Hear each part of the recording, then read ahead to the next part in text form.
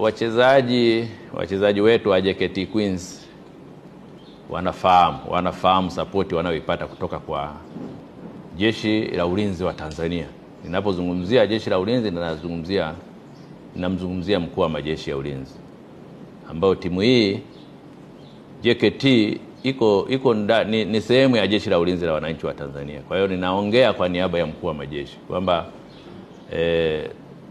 mkuu wa majeshi wakati ameweka nguvu kubwa sana katika timu zetu hizi, na mojawapo ikiwa ni JKT Queens, kwamba amejitahidi kwamba kuweka nguvu na hamasa kubwa katika timu hizi, na wachezaji wenyewe wanafahamu vizuri, wanalifahamu hilo.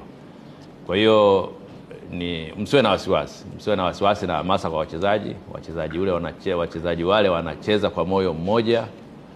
Kwanza wanacheza kwamba wanaliwakilisha jeshi letu vizuri kabisa.